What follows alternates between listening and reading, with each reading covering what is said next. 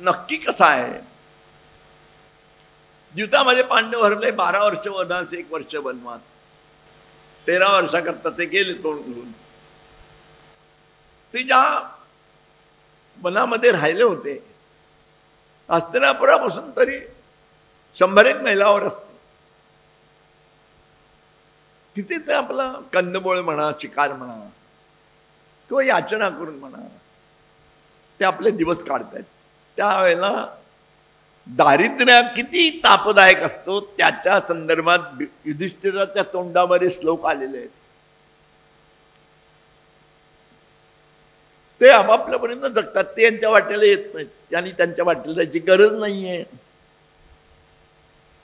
आणि कर्णाच्या डोक्यामध्ये कल्पना आली आणि त्यांनी दुर्योधनाला सांगितलं, दुर्योधन,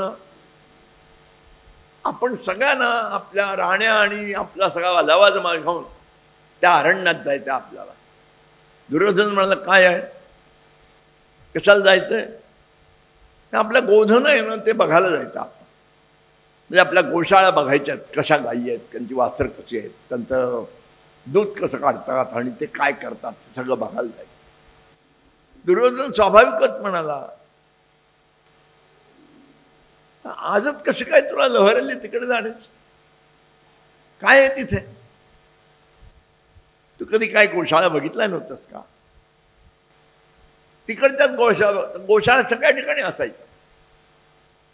ते धन हे सगळ्यात मोठं धन असायचं प्रत्येक राजाचं. त्याच्याकरता स्वतंत्र येणं, स्वतंत्र व्यवस्था, स्वतंत्र अर्थव्यवस्था, खाण्याची पाणी. तिथे काय विशेष आहे? तर कर्ण म्हणाला, तिथे त्याच्या जवळ पांडव राहतात. पांडव राहतात आणि त्याहीपेक्षा ती जी महाराणी 6 महिन्यापूर्वी सिंहासनावर बसली होती, राजसूय यज्ञ जिने केला होता, ती धडवती नेसून त्या झोपडीत आहे. तिला आपला ऐश्वर्य दाखवायला आपल्याला जायचं. त्याच्या दुर्योधन म्हणला, कल्पना फार चांगली आहे, पण आपल्या पिताजींची संमती कशी मिळणार? पिताजी काही संमती देणार नाही, ते फार हुशार आहे, पण हा त्याच्यापेक्षा हुशार. त्यामुळे सोपं आहे म्हणाल, आपण जायचंच नाही म्हण, आपण आपल्या वडिलांकडे जायचं. आपण काय करायचं, आपले जे गोपाळ आहेत त्यांना बोलवून घ्यायचं आणि त्यांना सांगायचं, महाराज आमचं गोधन बघायला या. आता त्यांना गोधन बघायला बोलवल्यानंतर त्यांना दिसतच नाही. मग तर काय म्हणतील दुर्योधन, अरे हे सगळे नोकर चाकर आले आणि त्यांची इच्छा आहे तर तुम्ही जाऊन बघून या. सोपं आहे. हे डोकं कोणाचं? कर्णाचं बरं का. हा, मग ते दुर्योधनाला पटलं. दुर्योधनाने गोपाळाने बोलवलं. अर्धा गोपाळ आल्यानंतर त्याने सांगितलं, तुम्ही त्यांना गोधनाकरता बोलवा बघायला. त्यामुळे बरं, मग ते राजाची मुलाखतीची वेळ घेऊन त्यांच्या समोर प्रस्ताव ठेवला. आम्ही सगळेजण आलेलो आहोत, आत्तापर्यंत तुम्ही आम्हाला सांभाळलं, गायींना सांभाळलं, आम्ही गायींची कशी देखभाल करतो मी बघायला एकदा तरी या म्हणून विनंती करायला आलोय, प्रार्थना करायला आलोय. तर स्वाभाविक धृतराष्ट्र ठरल्याप्रमाणे म्हणाला, अरे मला दिसत नाही, मी कसं येणार, पण चिंता करू नका, मी माझ्या मुलाला पाठवतो. आणि जेव्हा त्यांनी संमती दिली त्यानंतर श्री कर्णाने सांगितलंय दुर्योधनाला, आपण फक्त तुम्ही आणि मी असे 10-20 लोकांना जायचं नाहीये म्हणलंय. आपण तर जायचंच आहे, पण आपल्या सगळ्या राण्याने घेऊन जायचं, साधे शृंगार करून घेऊन जाणार जायचं. काय गरज आहे? तुम्हाला जसं वाटेल तसं दुर्योधनाला वाटतं. दुर्योधन त्यांची काय गरज आहे, आपण जाऊया अर्थात. नाही नाही, त्यांना बरोबर आहे, प्रत्येकाने आपले राणे आपल्या रथात घेऊन जायचं. त्यांची काय गरज आहे म्हटलं, आणि तू उत्तर जे दिलं ते ऐकल्यानंतर तुम्हाला हसावं की रडावं काय ना. तर तो म्हणाला, आपण किती जरी गेलो तरी आपण काही पांडवांच्या आश्रमाजवळ जाणार नाही ना, पण आपलं ऐश्वर्य त्यांना दाखवायचं आहे. म्हणून त्यांना दाखवायचं म्हणण्यापेक्षा तिला दाखवायचं. आता आपलं ऐश्वर्य म्हणजे काय, त्यांच्या आपण काय गळ्यात एवढे दागिने घालणार नाही, म्हणजे बायका दागिने घालतील. पुढचं वाक्य महत्वाचं, आणि त्या आल्या की त्या गप्पा बसणारच नाही, ते काही बोलतच राहणार. बायकांचा स्वभाव आहे काय बोलत मतमत करतच राहणार. ते महाभारतातलं आहे. तुम्ही म्हणजे दादा आपल्या पदरचं सांगायचं, मी पदरचं सांगितलं, पदरचं माझं वर्णन माझं आहे. तर त्या आपापसात बडबडत राहिल्यामुळे त्यांचा जो आवाज आहे त्या आवाजानं ती जागृत झाल्यानंतर कोण आजूबाजूला आले बघण्याकरता, जेव्हा ती दरवाज्यात येईल धडोती नेसून, त्यावेळेला अलंकृत असणाऱ्या सगळ्या स्त्रियांना बघितल्यानंतर तिला ते दुःख होईल, ते बघायला जाण्याकरता आपण जायचं. किती माणसाच्या विकृतीनं पलीकडे माणूस विचार करू शकतो. हो, हा नुसता विकृत म्हणजे आजच्या भाषेत चांगले सॅडिस्ट आहेत. भयानक आहे, भयानक आहे. तर अशा पद्धतीनं प्रत्येक ठिकाणी त्या कर्णानं काही कारण नसताना दुर्योधनाला नेहमीच सल्ला दिलेला आहे, बारीक सारीक गोष्टीमध्ये. आणि हे सगळं करण्याचा उद्देश काय, तर आपलं महत्व वाढवायचं. बरं, कारण नसताना त्यांनी राजस्व यज्ञ केल्याबरोबर म्हणाला, अरे दुर्योधना, तुला त्यांनी राजस्व यज्ञ केला आणि तू इतका दुःखी का? मला कसा करता येईल राजस्व यज्ञ? सिंहासनावर त्याला अभिषेक झाला, मला अभिषेक झालाच नाही म्हणाले. काही नाही, अभिषेकाची गरज नाही, तू विष्णू यज्ञ कर ना म्हणत आहे. सोपं आहे. तो अरे काय राजा, मी आणतो जिंकून. त्यावेळेला त्याच्या प्रचंड पराक्रमाचं वर्णन महाभारतकार करतात. एकीकडे विकृतीचं वर्णन करताना त्यांचा हात थरथरत नाही आणि एकीकडे त्याच्या पराक्रमाचं वर्णन करतानाही हात थिजत नाही. सगळ्या त्या काळातल्या जे अत्यावश्यक असणाऱ्या राजानं पकडून आणलंय, मांडलिक केलंय, आणि मांडलिक केल्यानंतर त्यांनी जे धन आणलेलं आहे ते अंगरक्षाला न नेता त्यांनी धृतराष्ट्रा पायाजवळ अर्पण केलेलं आहे. अशी त्याची निष्ठा आहे.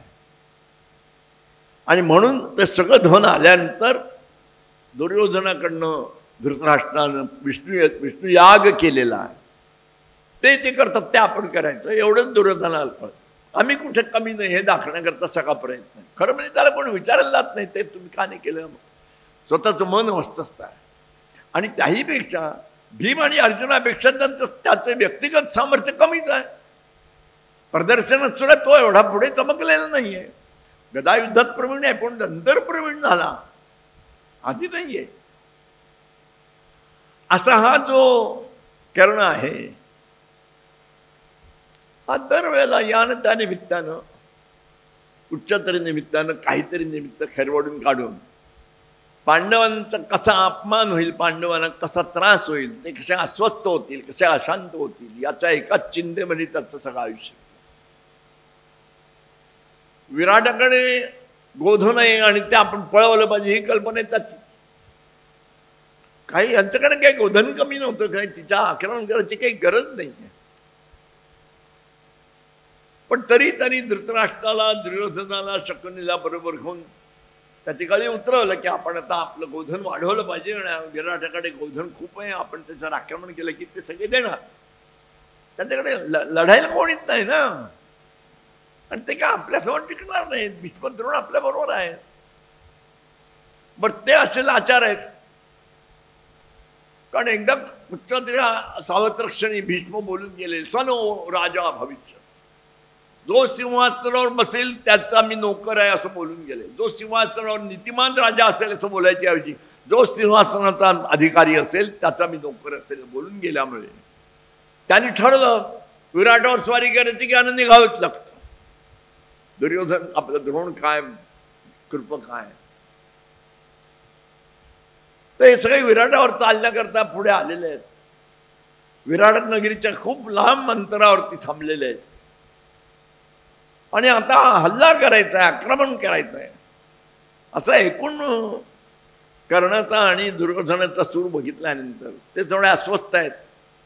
भीष्म द्रोण का नाही पुढाकार घेत, आणि भीष्माने कसं सांगायचं तुम्ही सुरू करा म्हणून. ही त्यांची अस्वस्थता बघितल्यानंतर द्रोण सहज बोलले,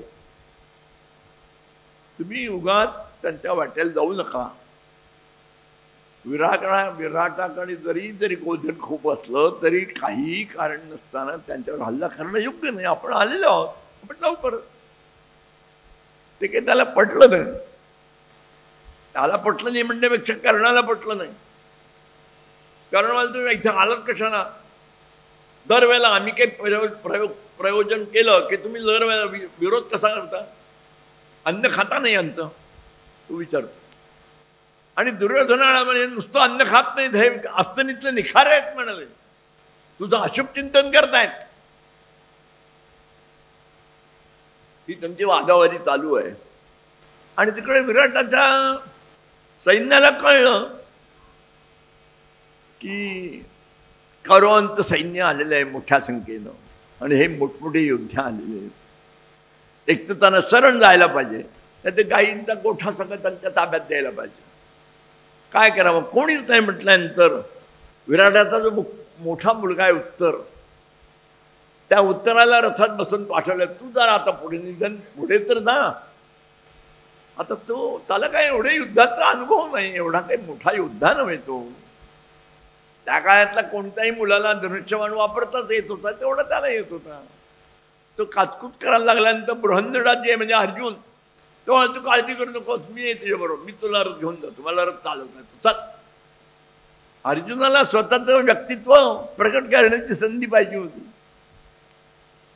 आणि अर्जुन उत्तम सारथी होता.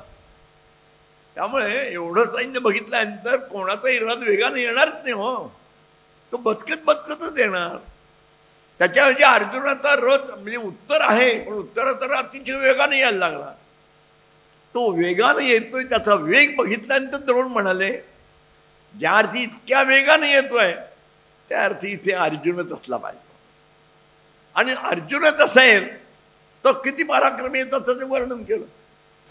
तो असा आहे, तो तसा आहे, अमुक आहे, तमुक आहे. आजपर्यंत त्याने रणांगणात पाठ दाखवलेली नाही. आजपर्यंत नाही कोणी त्याचा पराभव केलेला नाही. हे म्हणायला लागले, तो रथाने अंगावर येतोय. पण हे ऐकल्यानंतर दुर्योधनाच्या ऐवजी कर्ण संतापला. आणि कर्ण त्यांना अद्वा बोलला, म्हणजे त्यांनी अपमानच केला. तुमची लायकी काय म्हणाला? आपण घरामध्ये स्वयंपाक करतो आणि आमटी करतो किंवा सांबार करतो, त्याच्यामध्ये हिंग आणि बीट किती घालावं एवढेच तुमची अक्कल आहे. हे महाभारतात आहे. तुम्हाला काय कळतं म्हणाला? कोणता प्रसंग आहे, काय आहे? दर वेळेला तुम्ही आमच्याकडे राहून त्यांच्या बाजूच्या लोकांचं कौतुक करून आमचा प्रत्येक वेळेला आमचा अवमान करता, आम्हाला हतप्रभ करता. हे शोभतं का तुम्हाला? दुर्योधना, तुला हे आवडतं का? सगळं यानं मंत्र करून ठेवलं असते, शोभतं का यानं? त्यांनी एवढ्या सगळ्यांसमोर द्रोणाचा अपमान केला. आता ती अश्वत्थामा आपल्या बापाचा कर्ण अपमान करतोय, त्याला सहन न झालं, त्याने खडग उपसला, अंगावर चालून गेला. कारण कोणाबद्दल बोलतोस तू? काय बोलतोस तू? त्यांनी शिकवलं तुला, त्यांचा विद्यार्थी असतो, तुझा अपमान करतोस, छेद करतो. हाही येऊ की तोही येऊ की. तो रथ वेगाने येतोच आहे. तिकडे फक्त त्या द्रोणाचार्यांचं लक्ष आहे आणि ओळख कोण आहे. मग भीष्म खाली उतरले रथात म्हणून त्या दोघांना बाजूला केलं, कर्णाला आणि अश्वत्थामाला. अश्वत्थामाला शांत केलं, कारण तो प्रचंड चमत्कारिकच आहे, काही करू शकतो. अविवेक प्रधान असल्यानंतर मनुष्य कोणतंही दुष्कृत्य काय सत्य वाटेल तसं करू शकतो. भीष्माने त्याला शांत केलं. अजिबात काही करायची, अंगावर कोण येते त्याचा विचार करा आणि प्रत्येकाने आपल्याला त्यावर जाणं. अजिबात कोणी कोणाला अपशब्द वापरायचा. मग कर्ण शांत झाला, अश्वत्थामा हे सगळे. आणि मग भीष्म म्हणले, कोण येते ते बघा. तोपर्यंत अर्जुन जरा बाणाच्या टप्प्यात आल्यानंतर अर्जुनाने आपलं खरं रूप प्रकट केलं. आणि त्या उत्तराला म्हणाला, बस पुढे, मी मागे बसतो आता. त्याला आश्चर्य वाटलं. आणि त्या रथाचे जी लगाम आहेत ते त्यांनी त्याच्या हातात दिलेत आणि सांगितलं, आता इथून रथ पुढे न्यायचा नाही, मागे न्यायचा नाही, तो फक्त बघत राहा. आणि अर्जुनाने अशा प्रकारची बाणांची वृष्टी सुरू करायची आधीच ते बघतच राहिले. आणि त्यांच्यावरती मोहनास्त्र सोडलेलं आहे. आणि मोहनास्त्र सोडल्यामुळे सगळ्यांना मोह झाला आणि कोणालाही युद्ध करायचं सुचलं नाही. महाभारतकार याच्यापेक्षा जास्ती वर्णन करतात, ते मी आता करत नाही, कारण ते महत्वाचं नाही आहे.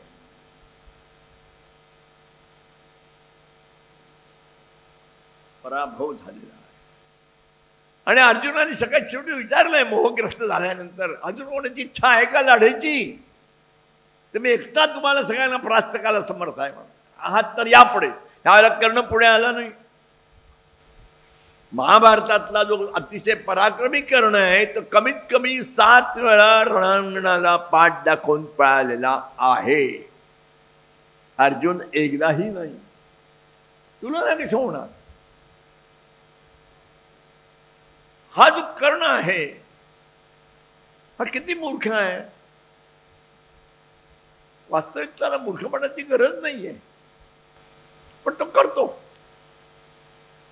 असंच पांडव वनवासात असताना त्यानं खजील करण्याकरता म्हणून कर्णानं दुर्योधन, दुःशासन आणि काही कौरव आणि थोडं सैन्य घेऊन त्यांच्या मागावर आला. त्यांच्या मागावर आला तर रस्त्यामध्ये चित्रांगद गंधर्व त्यांनी त्यांना अडवलं. माझ्याशी युद्ध केल्याशिवाय त्यामुळे पुढे जाता येणार नाही. मग युद्ध करावं लागलं. युद्ध करावं लागल्यानंतर काय झालं, त्या चित्रांगद गंधर्वांनी त्या सगळ्या कौरवांचा जे आले होते त्यांचा पराभव केला. नुसताच पराभव केला नाही तर दुर्योधनाला अटक केली. आता त्या लढाईमध्ये कर्ण पुढे आहे. जे पळून गेले त्यात कर्ण पळून गेलेला आहे. आणि हे सगळे पळून गेल्यानंतर एकट्या दुर्योधनाला चित्रांगद घेऊन गेला. घेऊन गेला म्हणजे तो आपल्या गंधर्व नगरीला घेऊन गेला नाही, आपल्या मोहल्ल्यात घेऊन गेला. बघूया काय होतं. आता प्रश्न असा आला, हे सगळे लांब जाऊन एका झाडाखाली थांबले. दुर्योधनाशिवाय हस्तिनापुरात जायचं कसं? काय सांगायचं धृतराष्ट्राला?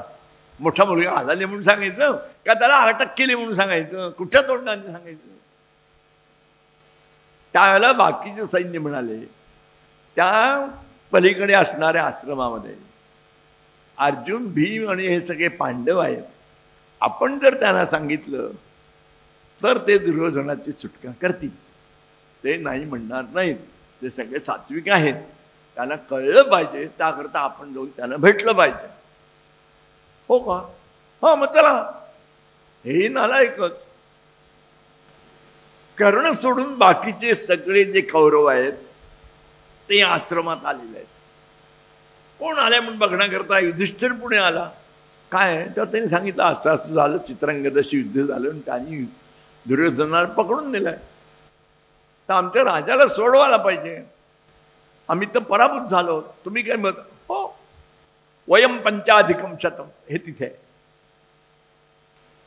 आम्ही 5 आणि ते 100 जरी वेगवेगळे असलो तरी आमच्या 100वर जर बाहेरचा कोणी येऊन आक्रमण करणार असेल तर त्यांना सोडवण्याकरता आम्ही 105 जण आहोत. हे वयम पंचाधिकम शतम.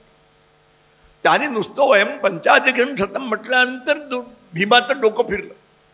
अरे काय तुला कळतं काय? आणि आपल्याला जाळून मारायचं ठरलं, आपल्याला वनवासाला लावलं. त्याला सोडायला तू जातोस, कळत नाही तुला? त्याचा स्वभाव. त्याच्यावर त्यांनी सांगितलं, रागावणं तर मलाही शक्य आहे म्हणत आहे, पण आपला एक भाऊ परक्याच्या संकटात आहे. ही वेळ टाळी वाजवायची आहे का सोडवायची वेळ आहे? एवढं नाही का कळत तुला? मला भीम म्हणत आहे, तुझा स्वभाव आहे, मला जमणार नाही. तरीही तुला आणि अर्जुनाला चित्रांगदाशी युद्ध करण्याकरता जायला माझी आज्ञा आहे. आज्ञा म्हटल्यानंतर ते घाबरतात म्हणजे लगेच मान्य करतात. आणि अर्जुन आणि भीम दोघांनी त्या चित्रांगदावर स्वारी केली. त्याला पराभूत केलं आणि पराभूत करून त्याला सोडवलं दुर्योधनाला आणि परत आश्रमात घेऊन आले. काय झाली दुर्योधनाची अवस्था? खाली मान घालून उभा. त्याची विटंबना गेली का? नाही. किती सोपी गोष्ट होती. आणखीन त्याची विटंबना मानपमान त्याला करायला पाहिजे होता. दुसरा कोणी असतं तर केला असता. युधिष्ठिर मोठाच आहे, वयाने मोठा आहे, मनाने त्यापेक्षा मोठा आहे. अरे दुर्योधना, आपली क्षमता बघून आपण प्रकरण हाताळलं पाहिजे.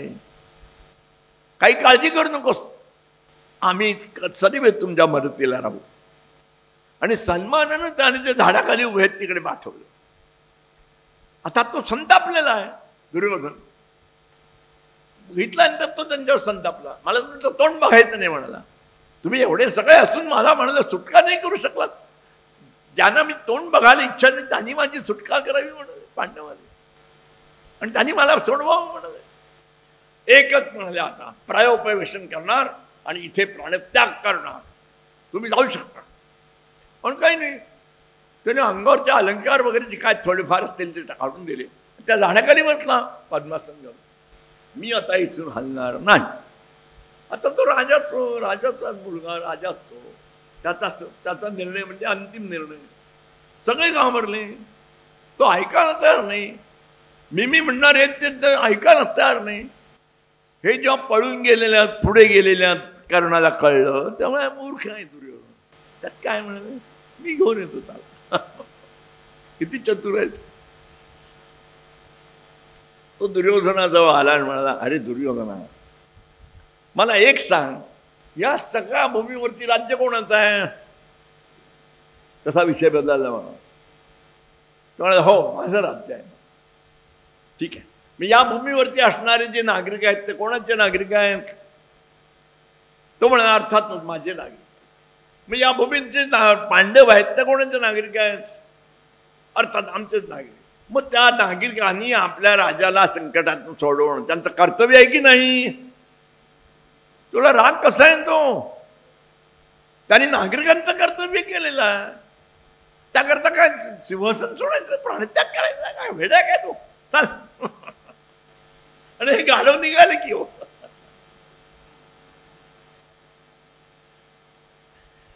आता हा उद्योग करायची काही गरज आहे का? पण हा करण्याचा उद्योग आहे. कारण सुखासुखी त्यांना बसू देत नाही, पांडवांना सुख लागू देत नाही. कारण ते एक वैशिष्ट्य आहे. कारण जिथे जाईल तिथे गाडी लावत जा. एकलव्यामध्ये आणि त्याच्यामधला हा फरक आहे. तुम्ही माझे गुरु आहात असं एकलव्य म्हटल्यानंतरच ते म्हणतात, मी जर तुझा गुरु असेल तर वेतनंदी येता माझी गुरु दक्षिणा दे. मला काही द्यायला तयार आहे, म्हणजे महागात करा. मला उजव्या हातात अंगठा पाहिजे, हा घ्या म्हणाला. तो असं म्हणतो का, तुम्ही मला प्रत्यक्ष शिकवलेलं नाही, तुम्हाला माझ्याकडे गुरुदक्षिणा मागण्याचा अधिकार नाही. तुम्ही मला दिलं नसलं तर तुमच्या गुरुकडनं मी घेऊ शकतो. कुठे प्रश्न आला? ते परत गेले असते, पण त्याच्याऐवजी त्याने अंगठा काढून दिला. आता हा जो कर्ण आहे, हा जेव्हा त्याला म्हणा ब्रह्मास्त्र मागायला गेला आणि तो म्हणाला, मी ब्रह्मास्त्र तुला देता येणार नाही कारण तू असंयमी आहेस, तेव्हा तो म्हणाला होता, तुम्ही नाही दिलं तर मी तुमच्या गुरुकडनं घेईन. आणि पाठशाळाचा सगळा कार्यक्रम प्रबोधन संपल्यानंतर हा पहिल्यांदा अंतरिक्षाला गेल्यानंतर जर कुठे गेला असेल तर तो परशुरामाकडे. आणि परशुरामाची पाठशाळा चालूच होती. दोन प्रकार आहेत, एक वेदविद्येचा वेदांताचा अभ्यास करण्याची एक पाठशाळा, धनुर्विद्याचं शिक्षण देण्याची दुसरी पाठशाळा. तो उभा राहिला, महाराज मला आपल्याकडनं धनुर्विद्या शिकायची आहे. काय नाव तुझं? मी भार्गव गोत्री आहे म्हणाला. गोत्र काय तुझं? मी भृगु कुलोत्पन्न आहे म्हणाला. गुरुशी खोटं बोलायला इथूनच सुरुवात. काय तुझी इच्छा आहे? काय नाही, मला धनुर्वेद येतोच आहे, प्रगत शिक्षणाकरता मी आपल्याकडे आलो. ठीक आहे राहा म्हणाले. ते त्याला शिकवायचे, वेगवेगळे अस्त्र वगैरे सगळं शिकवायचे. पण तो फार तयार होता, मुळात तो तयारच होता. ता म्हणजे दागभत्ताला कळायचं. ते एकदम खुश असायचे बाकीच्या विद्यार्थ्यांपेक्षा. हा विद्यार्थी जरा वेगळाच आहे, एक तो वयाने मोठा होता. त्याला वेगवेगळ्या अशा फारशा कोणाला माहीत नसल्या अशा विद्यार्थी होते. आणि तो भृगुकुलोत्पन्न आहे, ब्राह्मण पुत्र आहे अशा भूमिकेतनं देतो. एक दिवशी काय झालं, जवळपास कोण विद्यार्थी असेल त्याच्या मांडीवर डोकं ठेवून दुपारच्या वेळेला विश्रांती घ्यायची, वामकुक्षी ज्याला म्हणतात ती घ्यायची, अशी त्यांची एक सवय होती परशुरामाची. दररोज कुठचं तरी एक विद्यार्थी असायचा आणि त्याला बसायला सांगायचे, त्याच्या मांडीवर डोकं ठेवून एक अर्धा तास झोपायचा. त्या दिवशी कोणीच नव्हतं. हात दिसला, अरे इथं बस जरा, मला जरा वामकुक्षी करायची आहे. पण तो बसला. हा तुझी मांडी काढ, मला जरा झोपायचं. म्हणा मांडीवर डोकं ठेवून झोपल्यानंतर समोरच्या भिंतीच्या तळातून, भिंतीच्या खाली असणाऱ्या बेळातून 8 पायांचा अलर्क नावाचा एक किडा त्या परशुरामाकडे यायला लागला. कोळ्यापेक्षा मोठा, पण त्याला बघितलं, काळा कुट्टा येतो, त्याला बघितल्यानंतर भीती वाटली. असं त्याचं रूप आहे आणि तो जवळ यायला लागला. आपल्याकडे येतोय करण्याला कळ, याला झोप लागली, गाढ झोप लागली. मांडी हल्ली की तो जागा होणार, जागा झाली की शाप दे. किती कचाट सापडला. हाताने त्याला दूर करता येत नाही, हलता येत नाही. अशा अवस्थेमध्ये तो बसून राहिला आणि बसून राहिल्यानंतर जो किडा आहे तो याच्या मांडीला डसला. आता मांडीला डसल्यानंतर तो चावणारच ना, पण तो चावतच राहिला. त्याची क्षमता किती आहे, कारण सामान्य नाही बरं का, असामान्य क्षमता. जरासंधाचा जर त्यांनी मल्लयुद्धात पराभव केला असेल तर त्याचं सामर्थ्य काय. एक तर सूर्यपुत्र आहे, जन्मतः तो प्रचंड सामर्थ्याने युक्त आहे, फक्त विवेक कमी आहे म्हणून तो नालायक. आता कर्णाची देवळं झाली असती ना, कर्णाची देवळं झाली नाही. तो चावायला लागल्यानंतर त्याच्या अंगातलं रक्त व्हायला लागलं.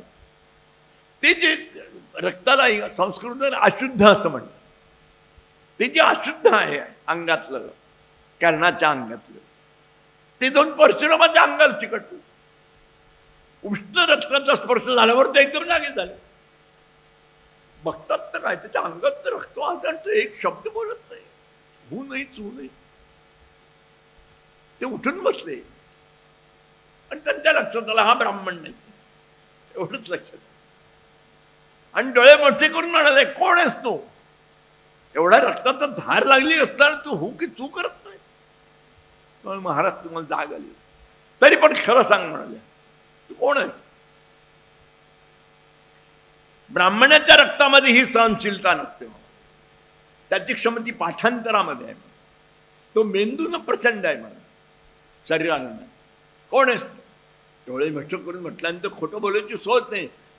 मी वैकर्तन कर्ण आहे म्हणाला. ते खोटं का बोलला? मी खोटं नाही बोललो म्हणाला. तुम्ही भृगुकुलोत्पन्न आहात, तुमचं गोत्र भृगु आहे, तुमचा शिष्य भृगुकुलोत्पन्न आहे, मी खोटं खोटं बोललो? त्याही कळलं, त्यांनी हे उत्तर दिलंय. त्या चतुराईनं दिल्या उत्तरानं परशुरामाला राग यायच्याऐवजी हसू आलेलं आहे. अरे वा, माझ्या शापानं थरथरणारा हा मुलगा माझे डोळे मोठे झाले तरी चतुराईनं उत्तर देतो, म्हणजे किती हुशार असेल. मी तुला शापाने आता भस्मत केलं असतं म्हणाला, तुझ्या उत्तराने मी खुश झालोय म्हणाला.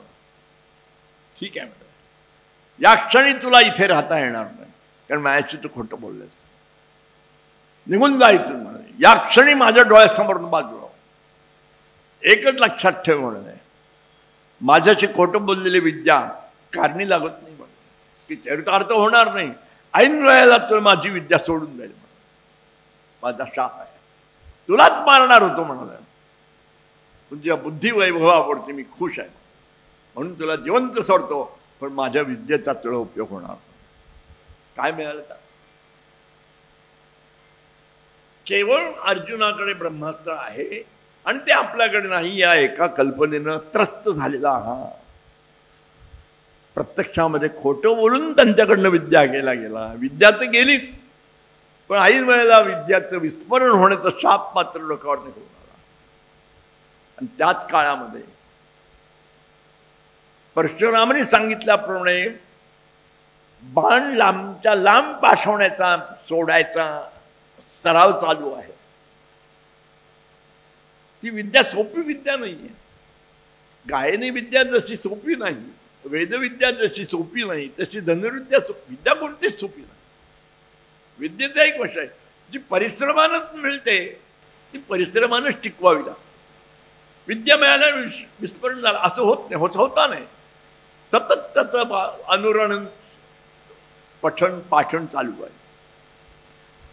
तर हा असा अभ्यास करत असताना एक दिवशी एका सावत्र क्षणी त्याचा बाण चुकून एका गाईला लागला.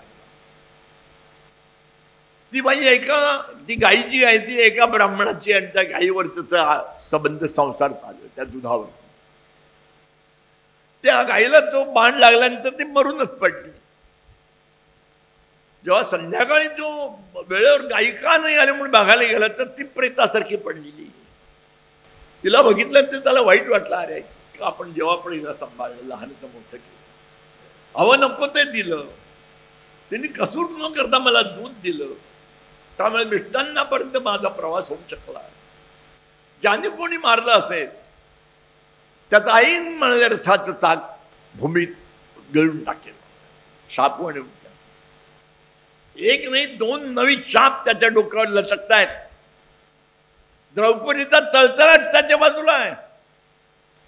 पांडवांच्या शुभेच्छा नाही, पाशवाद त्याच्या वाटेला आहे. श्रीकृष्णाला माहिती आहे हा कोण आहे ते, आणि म्हणून प्रत्यक्ष युद्धामध्ये भीष्मांचं युद्ध जेव्हा झालं आणि भीष्म 10व्या दिवशी खाली पडले, त्यावेळेला कोणीही कोणाला न सांगता युद्ध थांबलेलं आहे. भर दुपारी 12 वाजता पुढे युद्ध झालं नाही, हा त्यांचा अधिकार होता. द्रोणांचा शिरच्छेद झाल्यानंतर युद्ध थांबलेलं आहे. अरे अरे अरे अर्जुन धावत गेला धृष्टद्युम्नाकडे, अरे तू काय केलंस, पण युद्ध थांबलं. त्यानंतर कर्ण झाला सेनापती. 15 आणि 16व्या दिवशी 2 दिवस तो आहे. त्याचा धरारा किती आहे, त्याचं ताकद किती आहे. 7 अक्षौणी सैन्यापेक्षा भीष्मानं 10 दिवस आणि द्रोणाचार्यांनी 5 दिवस, 15 दिवसामध्ये 3.5 अक्षौणी सैन्य कापून काढलं. कारण भीष्माने सांगितलं मी दररोज 10,000 त्यांचे सैनिक मारीन, तर पांडवानं मारणार. द्रोणाने तेच सांगितलं. त्यामुळे दोघांनी अर्ध सैन्य कापलेलं आहे. उरलेलं 3.5 अक्षौणी सैन्य आहे आणि त्याचा सेनापती कौरवांचा कर्ण झाला. सूर्योदयापासून मध्यान्हापर्यंतच्या 6 तासामध्ये 3.5 अक्षौणीपैकी अर्ध सैन्य त्याच्या नेतृत्वाने कापून काढले. म्हणजे त्याचा वेग काय असेल कल्पना करा. मग त्या दिवशी 15व्या दिवशी रात्री राहुटीत बसल्यानंतर श्रीकृष्णाने जर पहिली गोष्ट काय सांगितली असेल पांडवांना आणि विशेषतः अर्जुन, उद्या कोणत्याही परिस्थिती कर्ण मेला पाहिजे एवढं लक्षात ठेवा. काही करा, हो काय काही करा, जे काही तुमचा अस्त्र कौशल्य असेल ते उद्या पणाला लागलं पाहिजे. धर्म अधर्म उद्या चर्चा करायची, खरं खोट्याची चर्चा उद्या करायची नाही. उद्या तुमचं एकच लक्ष असलं पाहिजे, कर्ण मेला पाहिजे बस. हे कोणाचा शब्द आहे, हे कृष्णाचे शब्द आहेत. एखादा समोरचा नेता सन्मानाने मरावा म्हणून आपण बघत असतो, काय गेल्यानंतर आपण सन्मानाने त्याला अंत्यसंस्कार येत असतो. आजही ही परंपरा आहे मनुष्य समाजाची. पण त्याला वाटेल त्या परिस्थितीत मारला पाहिजे असं शल्याबद्दल तो म्हणत नाही, द्रोणाबद्दल म्हणत नाही, आणि भीष्माबद्दल तर नाहीच नाही, कर्णाबद्दलच का. आणि शेवटच्या युद्धामध्ये जेव्हा त्याचा रथाचा चाक खाली जायला लागला, अर्जुन हतप्रभ व्हायला लागला. लक्षात घ्या, सुरुवात जेव्हा झाली त्या शल्याने त्याचा मानभंग केलेला असल्यामुळे त्याच्या बाणांचा वेग कमी आहे. आणि मग जेव्हा शल्याचं लक्ष झालं की हा मनापासून लढतोय म्हटल्यानंतर त्याला प्रोत्साहन दिल्यानंतर त्याच्या अंगात संचार झाला. आणि संबंध आयुष्यभर ज्याने ते चिंतन केलं अर्जुनाच्या विरोधात, ते सगळं जागृत झाल्यानंतर प्रलंकर योद्धा असं महाभारतकार म्हणतात. आणि त्याचं ते रुद्ररूप प्रगट झाल्यानंतर अर्जुनाचं मात्रा चालेना म्हटल्यानंतर श्रीकृष्ण सचिंत झाले. आणि श्रीकृष्ण म्हणाले, अरे आज त्याला मारायचं ठरवलं, आजच त्याने उग्ररूप धारण केलंय, काय चाललंय म्हणून त्याला सचेत केलेलं आहे. आणि त्याला सचेत करत असतानाच त्याच्या लक्षात आलं की त्याच्या भूमीनं चाक गळलेला आहे. तेव्हा श्रीकृष्णाने सांगितलं, अर्जुना ही संधी आहे म्हणून, आज जर याला मारला नाही तर आणखीन मी 10 जन्म घेतले तरी याला मारता येणार. हा प्रलंकर योद्धा आहे, याच्या एकट्याच्या जीवावरती कौरव लढतायत म्हणून. दुर्योधनाला सगळं माहिती आहे तरी सुद्धा हा आपल्याला जिंकून देईल का, हा एकसारखं तेच त्याला सांगत असतो, मी अर्जुनाला मारणार आहे, मी पांडवांना मारणार आहे. हा बोलतोय आज याला मारलं पाहिजे. आणि जेव्हा त्याचं रथाचं चाक काढत तो गुंतलाय, तो एकटा का गुंतला, कारण तोपर्यंत त्याच्या सहाय्यकानं अर्जुनाने नापास करून टाकले, मारून टाकले, पळून झालं सगळं. तो एकाकी आहे. आणि अर्जुन बाण सोडतोय म्हटल्यानंतर त्याच्यातला धर्मपुरुष जागा झाला. मुहूर्तन तिष्ठा पार्थ, एक क्षणभर थांब पार्थ. तुझ्यासारख्या क्षत्रियोचित योद्ध्याला माझ्या हातात शस्त्र नसताना बाण मारणं शोभणार नाही, तुझ्या कीर्तीला कलंक लागण्याची शक्यता आहे. हे म्हटल्यानंतर त्याला 7 प्रश्न विचारले श्रीकृष्णानं. कते धर्मस्तदागता, त्याला धर्म तुझा कुठे गेला होता? मोरोपंतांची ओवे तुम्हाला माहिती. तेव्हा कोठा गेले, राधासुता कुठे गेला होता तुझा? अभिमन्यूला सगळ्यांनी म्हणून निशस्त्रावस्थेत ठार मारलं, तेव्हा धर्म कुठे गेला होता? द्रौपदीची विडंबना करताना तुमचा धर्म कुठे गेला होता? वारणावतात मारण्याचा प्रयत्न केला, तेव्हा तुमचा धर्म कुठे गेला होता? एकाही प्रश्नाचं उत्तर न देता प्रत्येक प्रश्नाला त्याची मान खाली होत गेली. आणि पूर्ण मान खाली झाल्यानंतरच अर्जुनाला सांगितलं, उडव डोक्याचा विचार करू नको. आणि जेव्हा त्याचं शस्त्र पूर्ण शिरच्छेद झाला, तर सगळ्यात मोठी प्रतिक्रिया काय झाली असेल, तो सूर्यमंडळात विलीन झाला, विषय संपला. पण सगळ्यात महत्वाची गोष्ट अशी, त्या काळातला सगळ्यात मोठा नेता असणारा कृष्ण आपल्या रथावरनं खाली उडी मारून धावत पळत युधिष्ठिराकडे गेला. युधिष्ठिराला हात धरून खाली उतरलं आणि त्याला सांगितलं, दिष्टाजयसी राजेंद्र, दिष्टाजयसी पांडव. अरे राजेंद्र, तुझा विजय असो, तुमच्या पक्षाचा विजय असो. आज कर्ण मेला, मग अर्जुन उतरला, मग भीम उतरले आणि अक्षरशः लोकांनी आनंद उत्सव साजरा केला. एक कौरवांचा नेता की अगोदरचे 2 नेता आल्यानंतर दोन्ही पक्षांनी खाली माना घालाव्यात. आणि तिसरा नेता गेल्यानंतर कौरव आपल्या पांडव पक्षाकरता आनंदोत्सव साजरा करावा. याचा अर्थ असा की तत्कालीन वर्तमानाला भयंकर असणारा, आपल्या चिंतनानं लोकांना नकोसा झालेला नेता गेला, म्हणून आनंदोत्सव साजरा ज्याने केला त्या श्रीकृष्णाला आपण वेळ ठरवणार आहोत नाही.